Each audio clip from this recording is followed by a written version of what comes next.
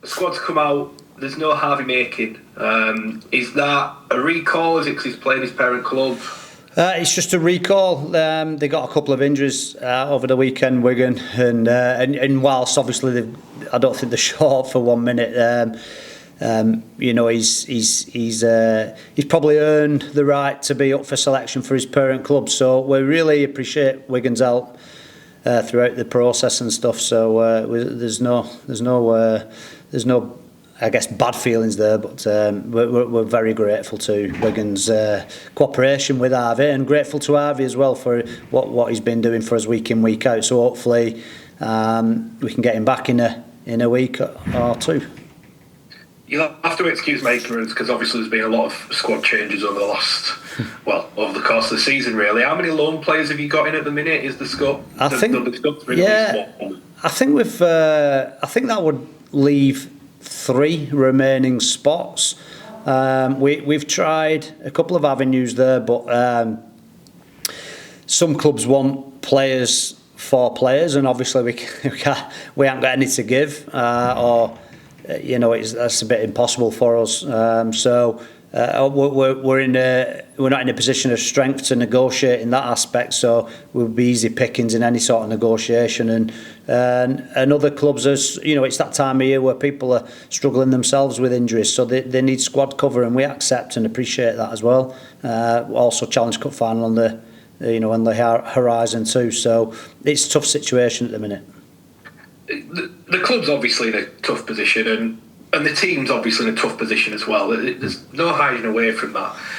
Where are you at in terms of performance levels at the minute? Because while there's obviously mitigation, there's obviously understanding of the squad's being decimated, players having to play maybe when you wouldn't normally play them. But I can't imagine you were pleased with the performance regardless at the weekend. So how are you sort of balancing up how you think the team is performing compared to what they're capable of at the minute?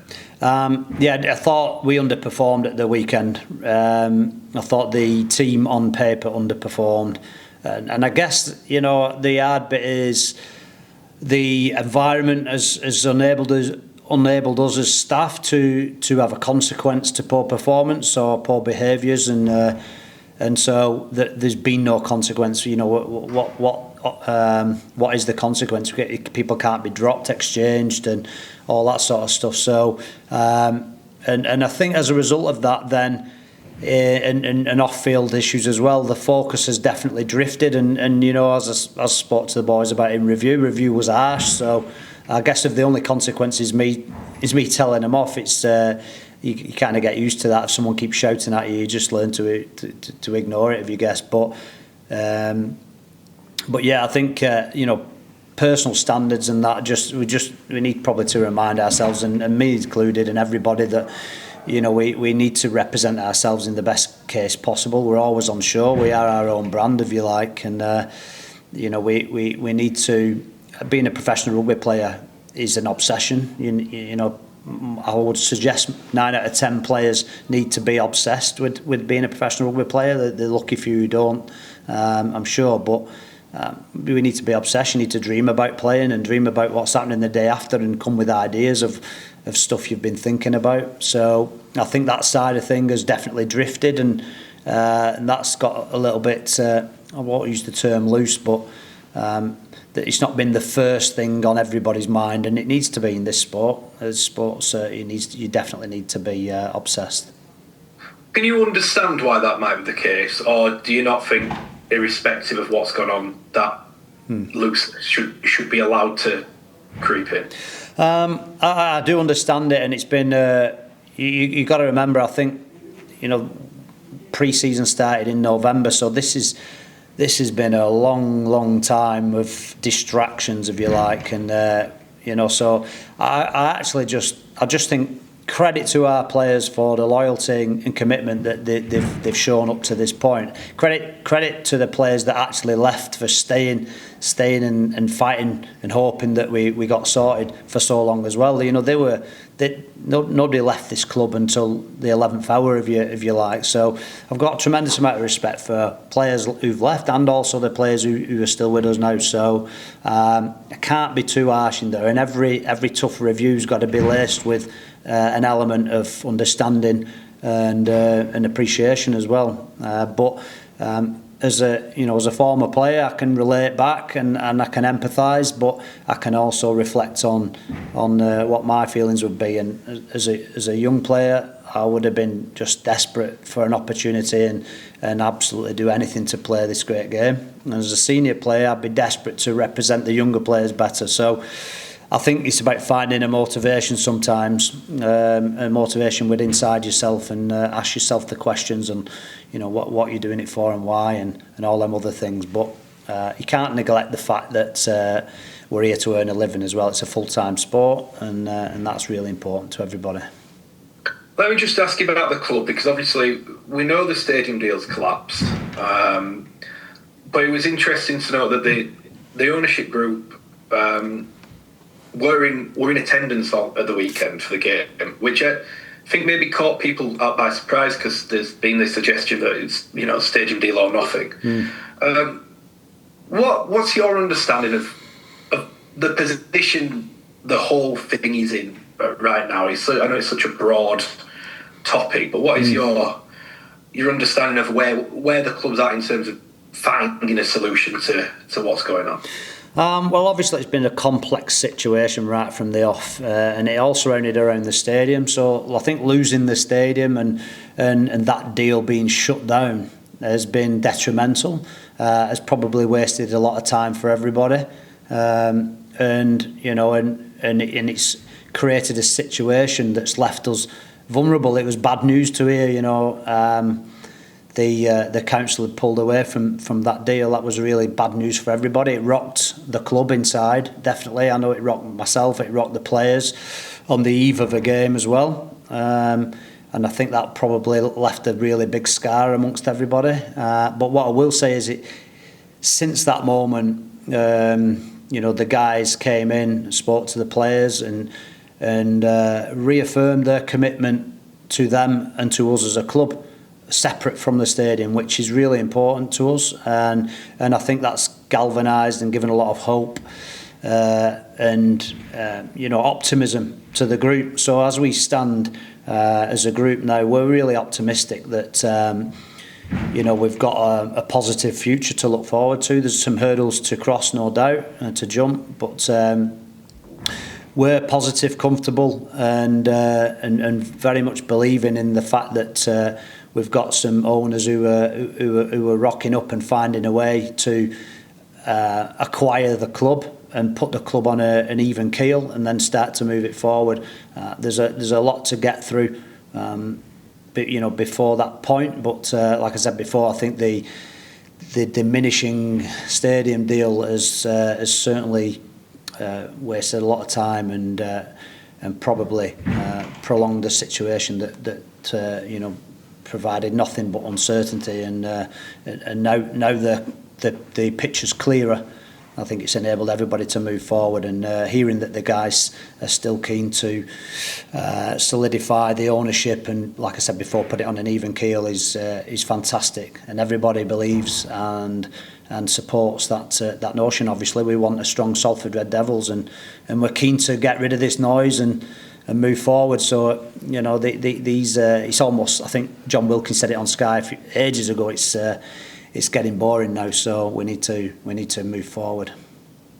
I appreciate you can't, and even if you could, you probably wouldn't be able to give us the detail as to why you've got that optimism and hope of a brighter future still. But have you heard enough and seen enough to think the club can overcome the current hurdles? Because there's some short-term ones. Paydays tomorrow, HMRC, there's all these things short term, but is there enough there from what you've seen and heard that the club can get through next week, next month, next year, and actually get to a point of being on a sound footing sooner rather than later? Yeah, because there's existing people at the club from previous, Paul King and the back office, and then there's the new people, Sire and Curtis, who, and when they've addressed the players and they've give context to the certain situations, I think the context of that gives you a better understanding of and a clearer picture, and like I said before, I think there's a good understanding and empathy for the situation, and then there's a good trust that they're working tirelessly to get to the start line. Really, it's it feels like we're not at the start line, but the start line for me will be money in, clearing debts, and recruiting new players. So that's the day I look forward to, and I absolutely believe that we'll get there. Brilliant. Cheers, Paul. Thanks, Matt. Yeah, I just want to ask a couple about Nathan Connell. Yes. Really, obviously a year ago, it wasn't part of the full-time environment, and in what's been obviously an incredibly difficult season, he's one of a number of young players that have kind of had to step up. And I just wondered if you could sort of tell us what's he kind of bringing to the table. What have you been impressed by?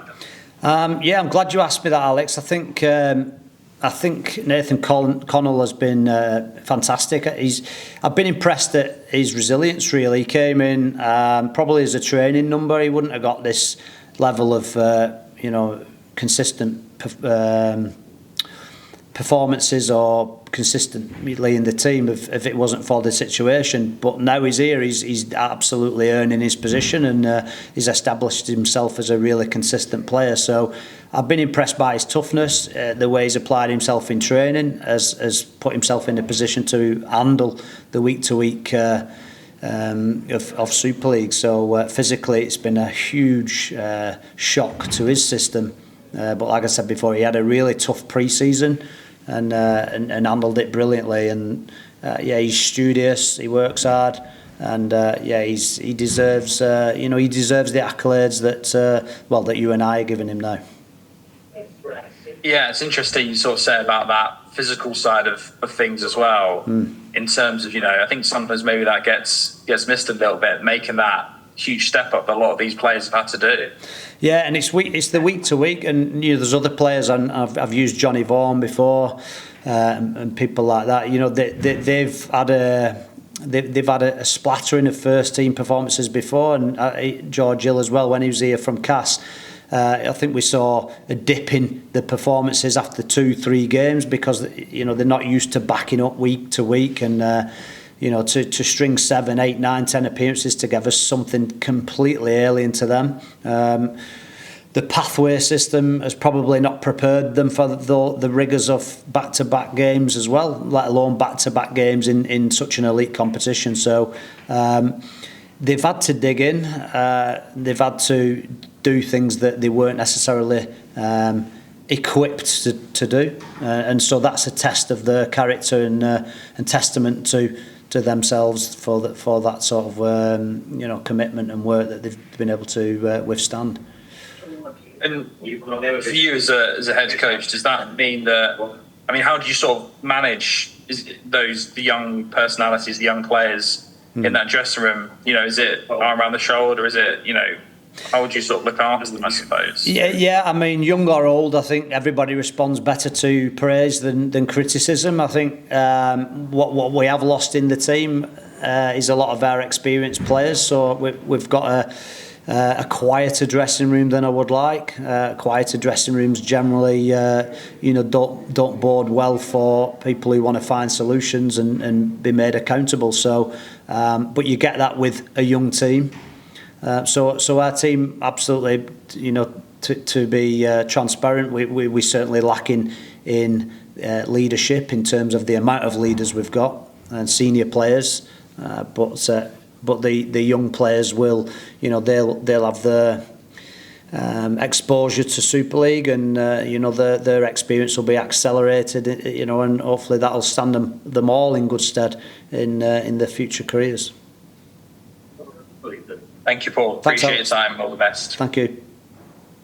Hi, Paul. You all right? Hiya, mate.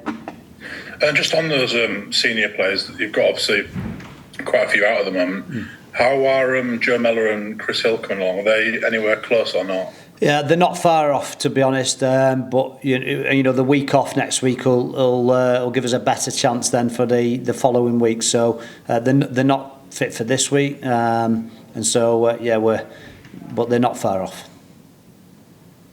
And then is it Ethan and Jaden that are a little bit longer term? Yeah, they're nowhere in sight, to be honest. They're you know, we can forget about them for a little bit. But Shane Wright's in there as well. He's not far off as well, so you can throw him in with Joe Mellor and Chris Hill as you know, experienced players that would be first team starters for us. So them three aren't far off and doing well.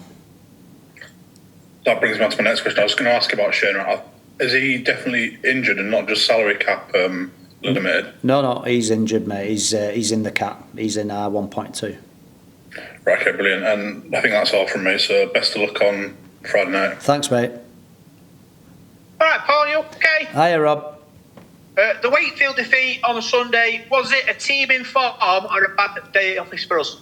Both, mate. It'd be remiss of me not to recognise the performance of Weightfield, who are obviously playing with confidence, and they're a good team. So you know, that's for them. For us, we was probably a team we've been working above 100%, if that's possible, to drop into below 100%. So we're a team that at the minute has to be giving everything and be at our absolute best to compete and to perform, and we didn't do that. So that was disappointing from our point.